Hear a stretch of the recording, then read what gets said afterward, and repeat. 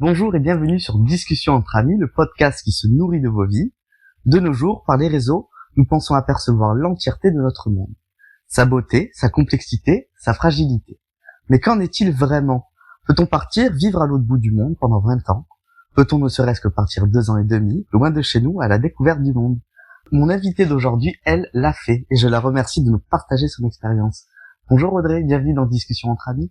Bonjour tout le monde. Merci de me recevoir, Driss. Ça me fait très plaisir d'être ici avec toi aujourd'hui. Bah écoute, c'était un plaisir. Alors, est-ce que Audrey, tu peux un petit peu te présenter pour que nos auditeurs sachent un peu qui tu es? Et ben du coup, moi, je m'appelle Audrey. J'ai 23 ans. J'ai fait des études de comptabilité. D'accord, ok. Après le bac. Ok. Que j'ai quitté. Voilà, j'ai arrêté. Donc du coup, je suis partie suite à ça vivre à l'autre bout du monde. Voilà, c'est un petit peu le sujet de notre interview aujourd'hui. On va parler un peu de ton voyage. Oui. T'es parti pendant 2 ans et demi. Oui. Alors t'es parti aussi avec des amis, mais tu as après été seule. Tu t'es retrouvée un petit peu par toi-même. On va parler de tout ça, on va parler de ce moment magnifique. Je te propose aujourd'hui de faire un épisode un petit peu en voyage. En même temps, en honneur à mon premier invité Lucas. Oui. Et en même temps, aujourd'hui, parce que on va raconter ton voyage. Donc la première partie sera l'embarquement. On embarque tous ensemble. Puis après, il y aura une partie questions-réponses, comme je l'ai fait sur mon premier podcast, qui sera le décollage. Et puis ensuite, on ira sur une petite partie où on va voir les clichés. Est-ce qu'on les casse ou est-ce qu'on les casse pas? Okay. Est-ce que c'est véridique ou est-ce que c'est pas véridique? Ça sera notre croisière. Et ensuite, on partagera ensemble un moment souvenir, qui sera un petit peu notre atterrissage. Et puis on fera un mot de fin, qui sera notre désembarquement. Et on aura terminé notre voyage. Et on remercie Romy, le chien d'Audrey, pour cette petite visite improvisée. Cette entrée en fureur. C'est un petit peu là, pour nous résumer, excuse-moi, d'où vient l'envie, en fait, de partir comme ça? C'est vrai que au tout début, quand j'ai arrêté les études, je suis partie en Irlande. D'accord. En workaway. Donc c'est du woofing. D'accord, ok. Et donc en fait, je suis allée en Irlande chez l'habitant. Ok. C'était dans une famille. Et donc du coup, après, j'ai voulu partir aux États-Unis faire au pair. Ok. Et j'ai une amie qui m'a proposé de partir en Australie, vu qu'elle prenait une année sabbatique. Et donc du coup, je me suis dit pourquoi pas partir au final avec mon amie au lieu d'aller aux États-Unis, quoi. T'as raison. Et donc voilà. Alors juste une petite précision, quand tu dis au pair, c'est fille au pair, hein, c'est ça? Fille au pair, oui, c'est ça. Ok. Oui. D'accord. Donc je voulais faire ça de base. D'accord. Voilà. Et au final, changement de plan. Voilà. C'est la vie, quoi. Alors, avant toute chose, comment t'as choisi un petit peu les destinations et surtout pourquoi? Est-ce que tu as la destination qui arrive à ce moment-là et tu te dis bon on va y aller? Ou alors est-ce que tu l'as choisi parce que t'as quelque chose au niveau du cœur qui te dit j'ai envie d'y aller là-bas? Alors du coup pour l'Australie, ça n'a pas été ma décision. Oui. Voilà, moi j'ai suivi mon ami qui allait en Australie faire un working holiday visa. Ok. Et du coup pour l'Asie, je savais que ma mère voulait aller au Vietnam. Et donc du coup, j'ai fait un peu ce choix de partir en Asie pour aller rejoindre potentiellement ma mère au Vietnam et du coup d'explorer tous les pays voisins parce que c'est des pays limitrophes et donc du coup de pas prendre l'avion et de pouvoir voyager à travers l'Asie. On en parlera, ça t'as pas pris l'avion? Oui. Moi j'ai un peu regardé parce que j'étais sur les réseaux. On a fait d'ailleurs Dans les yeux d'eux, sur l'Instagram Drisspix, qui est un concept assez cool, donc d'ailleurs je te remercie d'avoir participé. Et en fait, c'est vrai que je t'ai pas vu, enfin très rarement, prendre l'avion. Oui. Je t'ai vu dans des pirogues, je t'ai vu dans des bateaux sur des fleuves, je t'ai vu sur des routes avec des camions, par exemple. Ouais. Mais en fait, t'es pas en avion. Alors, est-ce que vite fait là un petit peu, tu peux nous dire pourquoi? Est-ce que c'est quelque chose qui s'impose ou est-ce que c'est vraiment un choix Je pense que beaucoup de gens qui partent en Asie choisissent de prendre le bus plutôt que l'avion. Okay. Enfin, honnêtement, parce que ça revient moins cher. C'est moins contraignant, mine de rien, parce que les aéroports peuvent être loin des villes, alors que quand on prend le bus, on peut traverser le pays en bus et puis aller d'un point A à un point B plus ou moins facilement. Ça dépend des pays, mais les routes peuvent être dans des états des fois. Ouais, ça doit faire quand même des longues balades quand même. C'est très long. Faut avoir le temps pour prendre le bus. C'est ça aussi. Voilà. Oui, c'est vrai que d'un côté, pour le coup, l'avion, c'est vrai que c'est quand même hyper rapide, quoi. C'est hyper rapide, mais bon, c'est bien de savoir prendre le temps et puis tu fais des rencontres dans les bus, c'est chouette. C'est vrai que le bus, vu que tu passes beaucoup de temps, t'es beaucoup avec le voisin d'à côté, tu vas lui parler. Oui, c'est ça. Si t'as 12 heures à côté de lui, je pense qu'à un moment t'es obligé de lui décrocher 2-3 mots. c'est quand même. Alors vu qu'on parle un petit peu de voyage, là on parle de bus, on parle un petit peu d'avion. Est-ce que tu peux nous dire comment on planifie un tel voyage? Parce que hormis le fait des vols dont on va parler, parce que je pense qu'il y a un moment où tu prends quand même l'avion pour y aller. Et puis même sur place, enfin si tu fais des voyages dans les pays, entre les pays en bus ou quoi. J'ai vu en pirogue, tu vois, par exemple, c'est quand même fou. Comment tu réserves ces moyens de locomotion? En Asie, ce qui est génial, c'est qu'on peut tout réserver avec les hostels, donc les auberges de jeunesse, ou via les hôtels, etc. Ou alors il y a beaucoup d'agences aussi qui peuvent te planifier ton voyage en bus, par exemple. Il y a aussi des sites internet, mais j'en ai très rarement pris parce qu'ils prennent des commissions, etc. Donc moi, j'ai pas voulu en prendre. Je préfère donner des commissions aux locaux, clairement. Voilà. Donc et c'est très bien organisé. Ah ouais. Ça c'est quand même fou. Oui. C'est-à-dire c'est-à-dire que en Thaïlande, je suis partie de Bangkok pour aller à Koh Phangan. Il fallait prendre 12 heures de bus et puis après prendre un bateau. Ça fait quand même et on avait la correspondance avec le bateau. Ah ouais. Oui. Et le voyage se passe au top. Le voyage c'était un voyage de nuit, donc j'ai dormi un peu position assise. Voilà, c'était bien. Ouais. C'était super bien organisé, ouais. Donc c'est très bien. Tu penses que c'est très bien organisé parce que il y a un grand attrait, parce qu'il y a beaucoup de touristes, ou parce que c'est vraiment les infrastructures sont vraiment bien faites et qu'il y a vraiment une bonne connexion entre les réseaux. Alors je prends un exemple assez rapidement, mais par exemple nous même dans des villages français, enfin il y a des fois où il y a pas de bus ou quoi. Et tu vois, pour faire 12 heures de bus par exemple en Thaïlande. Ouais. Après c'est parce que c'est des villes qui sont touristiques, donc du coup c'est beaucoup plus facile d'y accéder. Mais par exemple, si on veut aller en campagne, en Thaïlande thaïlandaise, c'était très compliqué. Oui. D'accord, oui. C'est un peu plus compliqué parce que il y a pas beaucoup de bus, ou alors il faut demander du coup aux locaux comment on va là, etc. Ils sont très gentils, donc tout le temps ils t'aident. Il y a jamais eu aucun problème. Moi j'ai pas eu de problème au niveau des transports. D'accord. Vraiment. Ça s'est toujours bien passé. Ça s'est toujours bien passé. Voilà, après ça peut être long, mais on prend le temps et puis. Oui, après de toute façon quand tu y es, Voilà, c'est ça, quand je suis dans le bus, je peux pas bouger. Oui, c'est ça, donc t'es obligé malheureusement, des fois, même parce qu'il y a pas de toilette aussi dans les bus souvent. Oui. Et donc du coup, ils font des pauses de temps en temps, mais c'est peut-être toutes les 4 heures. Ouais. Ok. Ouais, non, des fois ça peut être un peu long le trajet. Moi j'imagine quand même, c'est vrai que c'est pas donné à tout le monde. Alors là, on parle des moyens de locomotion, mais comment, pareil, parce que je reprends la question, pareil, mais par exemple pour les médicaments, les vaccins, comment ça se passe? Est-ce que t'es allé voir un médecin généraliste avant pour faire des vaccins? Alors non, moi je me suis pas du tout renseignée au niveau des vaccins, etc. Franchement, je savais même pas contre quoi j'étais vaccinée. Mais du coup, quand j'ai rejoint ma mère au Vietnam, elle m'avait donné un médicament contre le paludisme, donc contre la maladie des moustiques, que j'ai jamais pris, mais je l'avais au cas où. D'accord. Voilà. Ok, oui, c'est juste pour te rassurer, quoi. C'est ça, vraiment. Et ma mère m'a ramené des médicaments de France. D'accord. Puisque les médicaments australiens, c'est pas les meilleurs. Et oui, on en parlera parce que, alors justement, vu qu'on parle de médicaments, comment ça marche quand on part pendant 2 ans et demi au bout du monde et que on a une angine? Alors en France, on va chez un médecin généraliste et puis on prend des médicaments en pharmacie. Oui. Et là-bas, en plus, tu dois les payer, j'imagine.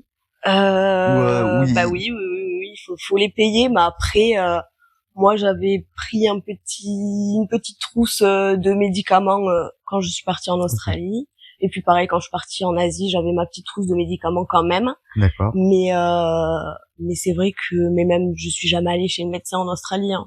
Ah oui, d'accord, ok, carrément. Non, jamais. Je suis allée à l'hôpital une fois, mais pour une autre raison. Mais sinon, jamais chez le médecin. Et du coup, pareil, en Australie, là-bas, l'hôpital, tu le payes, en fait. C'est comme, ou alors, est-ce que je sais pas comment ça marche en Australie Il y a des assurances privées. D'accord. Par exemple, du coup, en Australie, c'est le Working Holiday Visa. Et donc, du coup, les assurances privées proposent des assurances. C'est un peu répétitif, mais bon. Ça marche.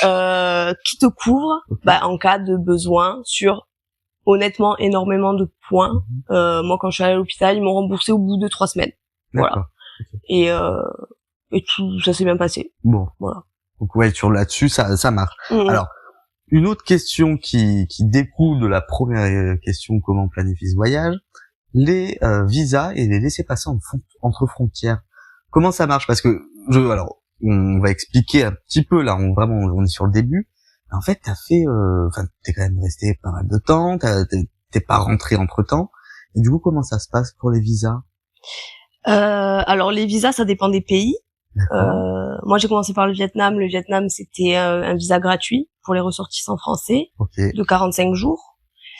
Mais par exemple, pour le Cambodge, il fallait payer un visa. Je crois que c'était $30 américains, donc 30 €, quelque chose comme ça. Thaïlande, c'est aussi un visa gratuit. Le Laos, il fallait aussi payer 30 €. C'est quand même des prix qui sont assez raisonnables, en fait. C'est raisonnable. Oui. Bah après, le passeport français, il est quand même plutôt puissant, mine de rien. On peut rentrer dans beaucoup de pays, puis même gratuitement. Tu vois, le Vietnam, j'ai rencontré énormément d'étrangers qui avaient dû payer pour leur visa. Et quand je leur disais que le passeport français permettait d'avoir un visa gratuit, c'était pourquoi et tout. Ça doit leur faire une différence quand même. Oui. Bah j'imagine. Ouais. Alors là, on va partir sur du coup on a fait la question des vols, tu nous as dit que c'était très bien organisé, mais les hébergements. Parce que tu nous as parlé un petit peu d'auberges de jeunesse, d'hôtels. Oui. Comment t'as fait? Parce que en plus pour pour avoir les hébergements, tu les as planifiés à l'avance ou alors justement tu t'es dit alors moi je réservais tout via booking.com. Honnêtement, parce que c'était facile et que j'avais des réductions beaucoup. Donc t'en as profité. Voilà. Et t'étais plutôt auberge de jeunesse ou hôtel? Auberge de jeunesse. Après quand j'étais avec des amis, ça arrivait de prendre des chambres d'hôtel, etc. Mais sinon la plupart du temps c'était auberge de jeunesse. Pourquoi? Pour pouvoir rencontrer du monde, pour pouvoir organiser des choses avec les gens. Et puis il y avait un côté convivial qui te plaisait. Oui, c'est ça. Ça me dérangeait pas de partager ma chambre parce que les auberges de jeunesse, c'est des dortoirs. Voilà. On était synchro. Ouais, c'est ça. Vraiment. Mais donc du coup c'est vrai qu'il y a une proximité avec les autres. En plus, c'est pas forcément des gens que tu connais en plus. Du tout. Et alors, comment ça se passe?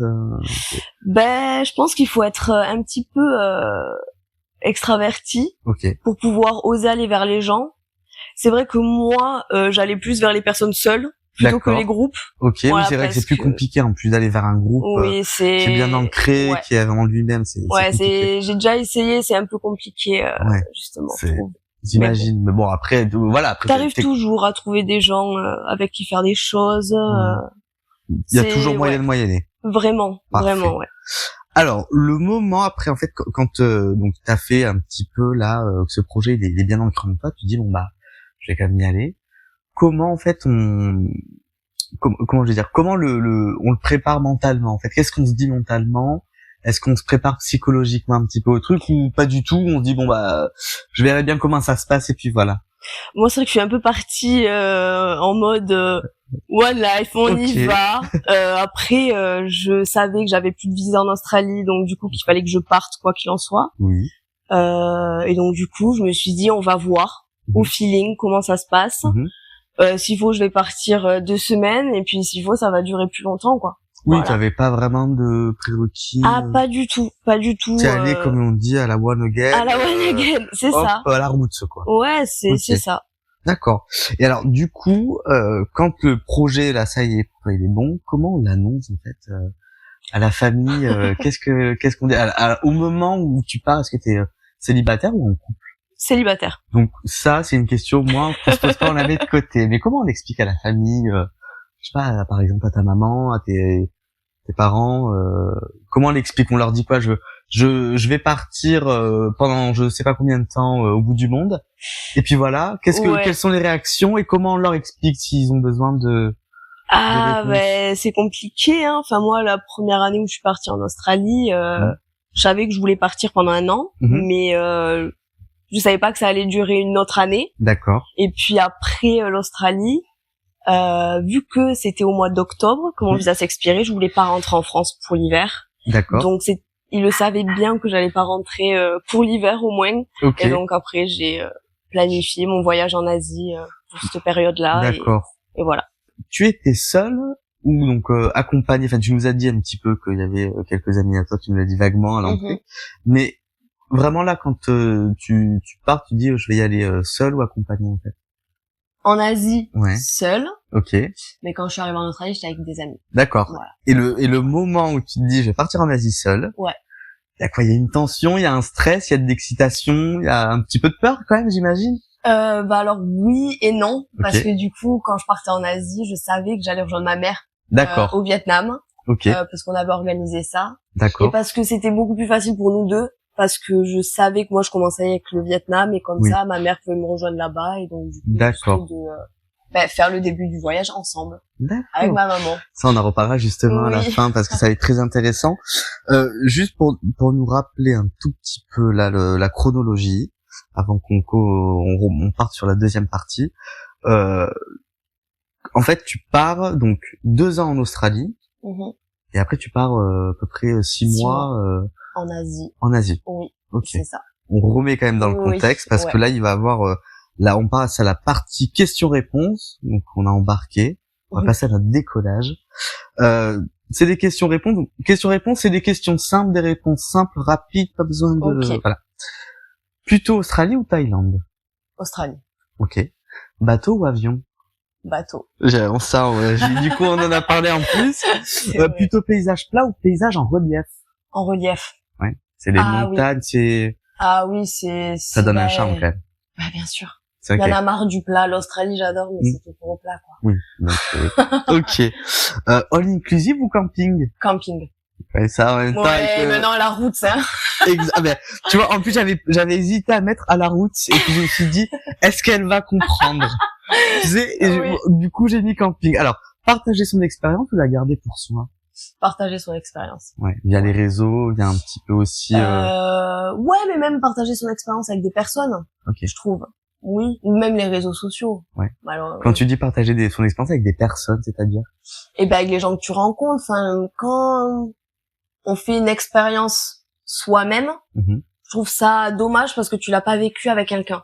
Tu vois, pour avoir des souvenirs partagés. Ok. Moi, c'est ça. J'aime bien partager des souvenirs. C'est vrai que du coup, là, tu as des personnes dans le monde entier avec qui tu as partagé des souvenirs. C'est quand même quelque chose de beau. Bah oui, c'est quand même quelque chose de mignon. Et puis, alors, pour finir, la dernière, seul ou entouré? Ça dépend des moments. Voilà. Je me suis dit là un petit peu le... Ça dépend des moments, honnêtement. Ça dépend des moments ou ça dépend des pays aussi? Non, juste des moments parce que j'aime bien être accompagnée, mais j'ai besoin de me retrouver seule à certains moments. D'accord. Honnêtement. Ok. Bah, écoute, notre décollage est fini. On va passer à la croisière, notre aptitude de croisière, qui sera cassons les clichés ou pas.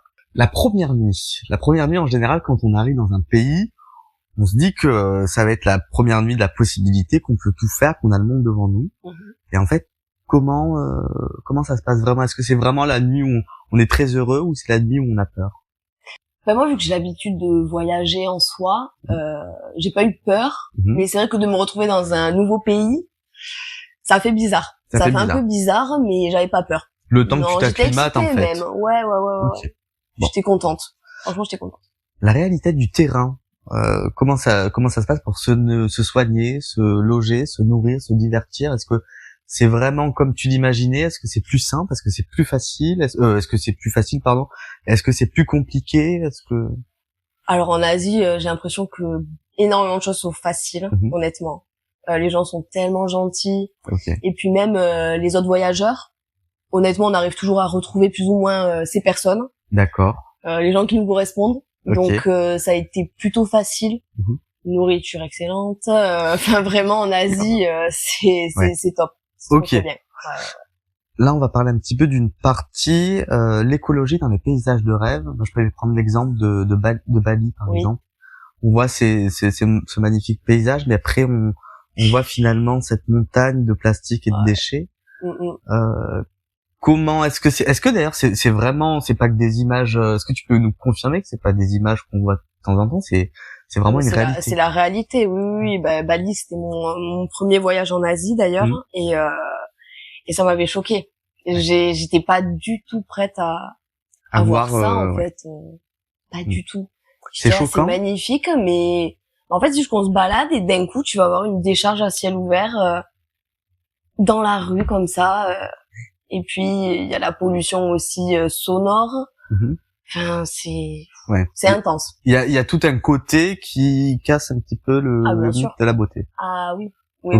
Donc là, on peut dire que on ne casse pas les clichés. Les clichés, non. Alors, la misère ou alors le mode de vie qui est un peu complètement différent d'une autre. On parlait tout à l'heure en fait, tu viens d'apprendre que la Thaïlande est un royaume, ce que je ne savais pas. Oui.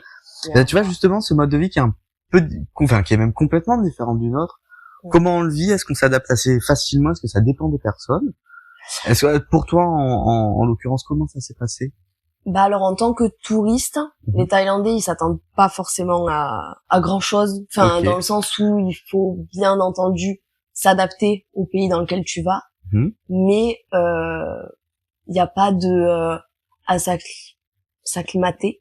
Enfin ça vient tout seul. Enfin je pense que quand t'es un touriste et que tu respectes les règles et puis le cadre de vie. Voilà c'est ça. Ça va tout seul en fait.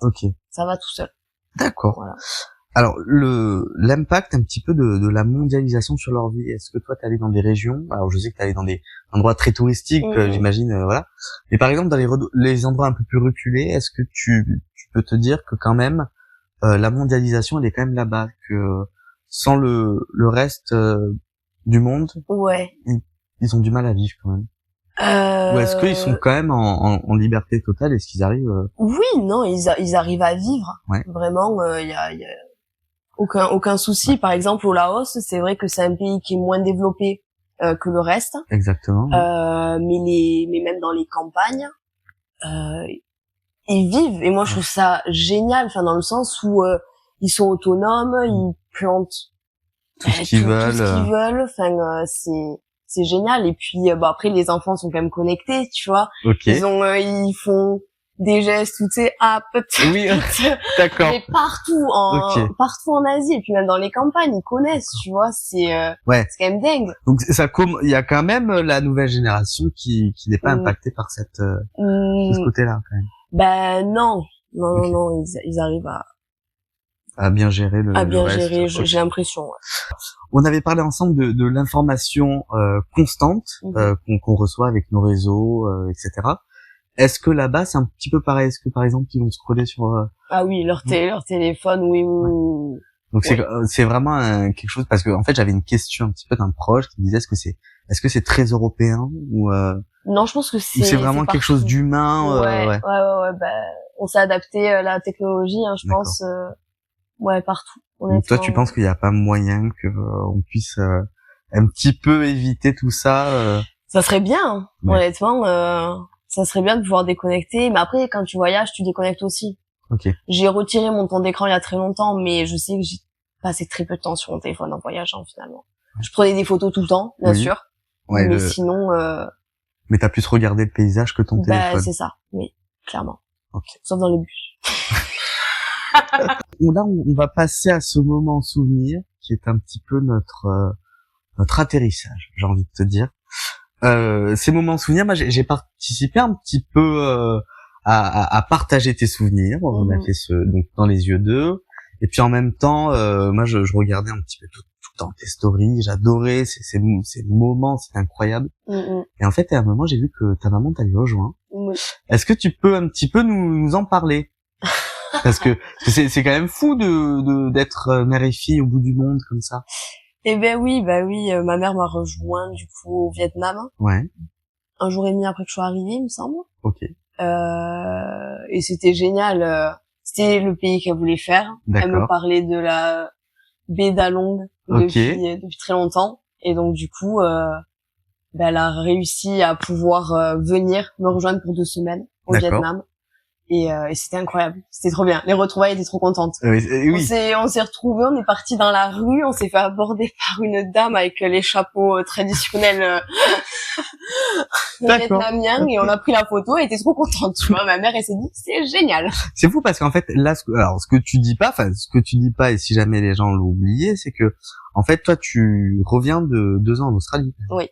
Donc c'est un moment quand même parce que tu veux dire j'arrive là-bas et puis en fait je suis là depuis un jour mais ça fait quand même 2 ans que t'es en Australie et c'est quand même faut mettre quand même dans le contexte que c'est un grand moment de réunion et que c'est un moment qui est important. Ouais, c'est ça. C'est des souvenirs qui seront gravés jusqu'à jusqu'à la mort.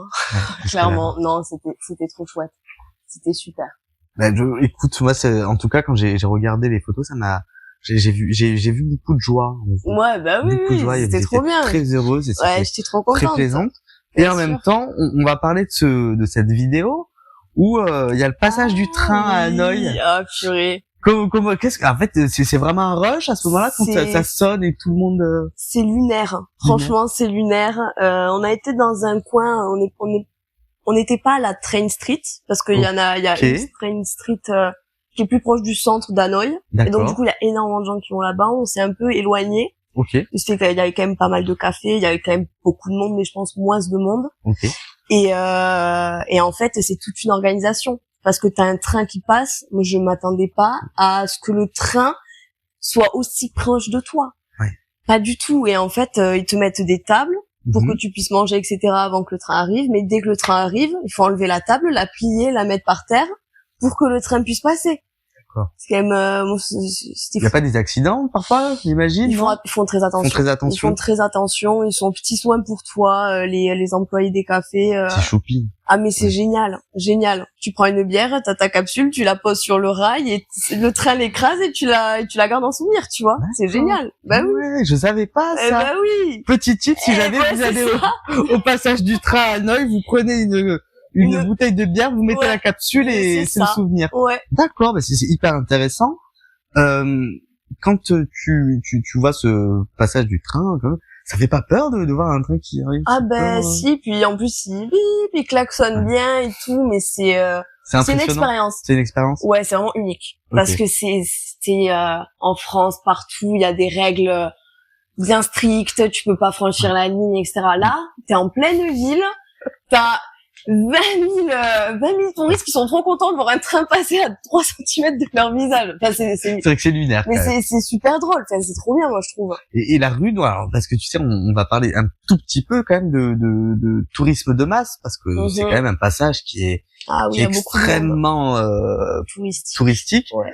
Comment ça se passe à ce moment? C'est bondé de monde, Alors du coup, le train, il y a des horaires de train parce qu'il passe pas tout le temps le train. Ouais. Et du coup, les cafés mettent les horaires de train. Quand il y a pas de train, il y a moins de monde forcément. D'accord. Mais je pense que à part 45 minutes avant que le train arrive, il commence à y avoir du monde qui commence à s'installer dans les cafés. Ce que je trouve bien parce qu'au final, ça fait marcher les cafés, ça leur apporte de l'argent et moi je trouve ça bien. Les touristes ont à l'argent donc c'est vrai que ça fait toute une économie en plus, faut voir le positif, Ouais, exactement. Et pour vous, c'est pas trop stressant d'être là au milieu de... Enfin, après, je pense qu'on a presque tous été au milieu de beaucoup de touristes, mais il faut pas avoir voilà, il faut pas avoir non, faut pas être agoraphobe. Voilà, exactement. Non. Mais au final, tu t'en sors quand même. Il y a pas, enfin, on se marche pas dessus. Voilà. C'est pas une cohue non plus, quoi. Non, tu peux nous dire que c'est quand même assez safe et que il faut conseiller à nos auditeurs d'y aller. Mais à 1000%. Moi, je trouve que c'est une expérience unique. Donc à faire dans sa vie. Si vous allez au Vietnam. Je te remercie. On le conseille à nos auditeurs. Là, on va passer sur le mot de la fin. C'est un petit peu notre, on a atterri, on a roulé jusqu'à notre porte de désembarquement et on va désembarquer l'avion. Est-ce que tu as un petit peu des bons plans pour voyager, des petites astuces, toi, qui t'ont servi? Alors moi, j'ai voyagé en sac à dos. Okay. Et je trouve que c'est la meilleure chose à faire. Ouais. Mais par contre, prenez des vêtements que vous êtes sûr de mettre aussi, parce que je me suis trimballé des affaires que j'ai jamais portées. Mais sinon, si vous voulez voyager, juste voyager. Parce que je trouve que c'est incroyable d'être à la rencontre des locaux, de rencontrer du monde de partout, des voyageurs qui ont aussi la même mentalité que vous au final. C'est trop chouette, c'est trop bien. Ça fait une diversité énorme en fait. Ouais, c'est ça. Tu vois le monde est-ce que tu vois le monde sous un angle différent, un nouvel œil? Oui, bien sûr, ouais. Surtout après l'Asie. L'Asie, ils ont un mode de vie totalement différent de la nôtre. Et je pense que la France a pas mal à apprendre. Ouais, pas mal à apprendre sur l'Asie au final. C'est tellement safe, c'est tellement. Et est-ce que aussi l'Asie a quelque chose à apprendre sur la France, par exemple? Est-ce que tu t'es dit, en France, on a quand même une belle richesse. Oui, mais bien sûr, la France. Ouais, c'est vrai que c'est quand même un pays. La France, c'est magnifique. Il y a tellement de choses à voir. C'est beau, mais l'Asie aussi, tu vois. Et c'est totalement différent. C'est une autre culture. Enfin, c'est le bouddhisme aussi, donc c'est vrai que oui, carrément, ouais, c'est totalement différent. Moi, je suis jamais allé en Asie, tu vois, donc du coup, je peux pas. Enfin, je suis allé en Inde, pour le coup, donc c'est voilà. Mais c'est vrai que moi, tu vois, la Thaïlande, c'est vraiment un truc qui me dit. Et puis bon, j'écouterai un petit peu encore mon podcast pour si un jour j'y vais, je t'écoute. Mais c'est vrai que c'est fou parce qu'en fait, on se dit, il y a une telle différence de culture et puis de religion, etc. Mais en fait, au final, on va un peu tous dans la même direction, on fait tous un petit peu on fait un peu tous toujours le même trajet aussi quand on va en Asie, mine de rien. Il faut pas avoir peur aussi de sortir un peu des sentiers battus. Quand tu vas à l'aventure. Enfin, moi, je me suis retrouvée dans des villages en Thaïlande où ils étaient trop contents de me voir, hein, mais ils me regardaient intensément, les Thaïlandais. Et tu sais, c'était là, mais qu'est-ce qu'elle fait là, tu vois, et tu le vois dans le regard. Même au Vietnam, au Laos aussi, ça m'arrive. Enfin, c'est génial, c'est incroyable. C'est magnifique. Mais tu vraiment, donc toi, tu le recommandes à 100%. Ouais. Il faut suivre son instinct, tu vois. Si tu veux le faire, fais-le. Puis si tu voudras le faire plus tard, fais-le aussi. Mais faut juste se sentir prêt et vivre pour soi. Et puis que ça dure 2 semaines ou 1 an, 3 ans, juste au moins tu pourras dire que tu l'as fait. Ok. Alors tu vois, tu préviens un petit peu mon avant-dernière question. C'était un petit peu tu sais, j'avais posé à mon premier invité Lucas un petit peu une phrase qui te guide. Alors lui, c'était pas dans ses vols, toi c'est durant ton voyage une phrase qui t'a guidé un petit peu et qui te guide un petit peu dans ta vie. Est-ce que t'en as eu? T'as le droit de pas en avoir aussi. T'as le droit de dire je n'en ai pas. Ouais, je pense pas. Juste suivre son instinct, honnêtement. D'aller là où le vent te mène aussi. Enfin, il faut pas tout planifier parce que de toute façon, ça change toujours. Ouais. Et donc du coup, le plan ne sera jamais le même de toute façon. Non, parce que ça dépend des rencontres, de comment tu te sens à un endroit, enfin vraiment, et de ce qui t'arrive là-bas. Enfin, c'est vraiment, tu peux planifier de rester 3 jours et puis finir 3 semaines au même endroit. C'est vrai. Si tu aimes cet endroit, tu vois, donc c'est juste suivre son instinct. Suivre son instinct. Ouais, vraiment. C'est pas une phrase, mais suivre son instinct, ça marche. Nous on le prend. Alors, qu'est-ce qu'on peut te souhaiter pour la suite? Une vie heureuse et pleine de voyages. Non, je sais pas en vrai. Je sais pas. Continuer à vivre et puis putain, je sais pas en vrai. Hein. Là, tu me poses un peu une colle. Cette question, qu'est-ce qu'on peut te souhaiter? Il y en a qui savent, il y en a d'autres qui savent pas parce qu'ils disent qu'est-ce qu'on peut me souhaiter que je n'ai pas ou que j'aimerais avoir? Franchement, moi je trouve que j'ai déjà tout. Honnêtement, j'ai la santé. Est-ce qu'on peut te souhaiter que ta vie avance de la meilleure façon et qu'elle reste voilà. C'est ça. La même. Moi, que ça s'améliore peut-être un petit peu, mais sinon, non, franchement, ça va. Écoute, je te souhaite une très bonne vie et que vraiment plein de voyages, plein de belles expériences. Je te remercie Audrey d'avoir été dans ce podcast. Est-ce que tu as, si jamais, quelque chose que tu veux rajouter ou pas du tout? On a tout évoqué ou peut-être quelque chose? Ouais, je pense qu'on a plus ou moins tout évoqué. Là, de suite, j'ai rien. Comme ça, parfait. Ouais. Écoute, je te remercie et puis je te souhaite plein de bonnes choses. Merci beaucoup, Driss. Au revoir. C'est la fin de ce deuxième épisode qui constitue la première partie du récit d'Audrey. Si tu as apprécié ce podcast, tu peux t'abonner, activer la cloche des notifications et bien évidemment promouvoir ce podcast autour de toi. Je te dis à bientôt pour un nouvel épisode de Discussion entre amis.